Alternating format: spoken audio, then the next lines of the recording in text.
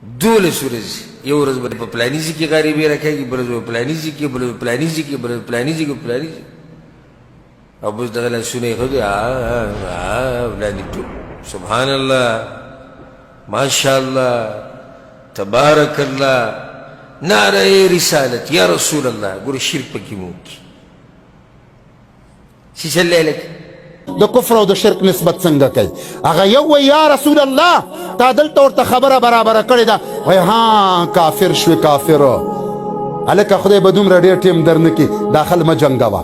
دو درې قواعد او ضوابط دې یاد کړي، تکرارن یې وایي، د خلکو نه دلیل قطعي غواړي او چې خپله په یو مسله اعتقادیه کې چې د اساساتو د اصولو د دین سره تعلق ساتي په یوه حاشیه باندې اکتفا کوي او هغه بار بار تکراروي او خلکو ته نسبت د کفر پې کوي، نو تا خپل د ایمان ناپ راوړی سره د دې نه چې محمد رسول الله علیه السلام فرمایي په ټولو صحه او ستو کې دا حدیث ملاویږي، لا يرمي رجل رجلا بالفسوق ولا يرميه بالكفر الا ارتدت عليه ان لم يكن صاحبه كذلك او كما قال عليه الصلاه والسلام.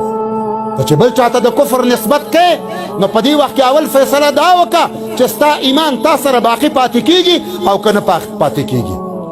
علامه قاسم نانوتوي ته د کابر علماء دیوبند جملې نه دی، یو سړی ورته راغی وی جناب په دې محله کې یو امام دی او موږ ته دا خبر کی چې دا قاسم نانوتوي کافر دی، تاسو څه رد عمل لرئ؟ د مازدیګر د مانځه ټیم و، وایي دا مونځ وکړو خبر به فیصله کړو. چې کله د مانځه نه فارغ شو ور روان شو ورغی ملا ته کېناست په جومات کې، وایي زه قاسم نانوتوي یم او تا ویلي چې دی کافر شوی، زه راغلی یم دپاره دی چې ما مسلمان کې زه مسلمان کېږم. ما ته اسلام راوښیه.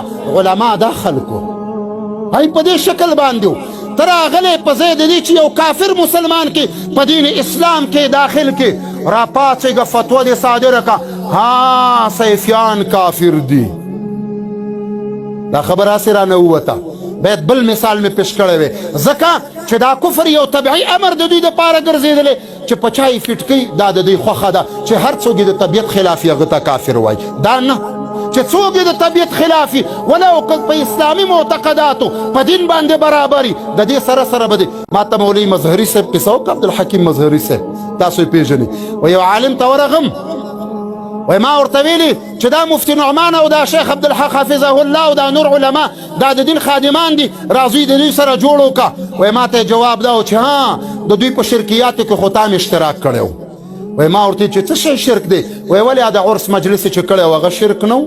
نعوذ بالله من ذلک. اوس د علم دعوه دې اسمان ته رسیږي لیکن د کفر او د اسلام تفکیک نشي کولی. نو عرض مې دا کو مولوي صاحبانو تاسې فارغېږئ د دې کار نه به اجتناب وکئ جدا، خلکو ته به کافر نه وایي. ها که یو سړی کافر و هغه ته بیا مسلمان نه وایي خو چې لیکن اتفاقا کافر و. ګوره په اختلافي محرماتو باندې څوک کافر نه جوړېږي.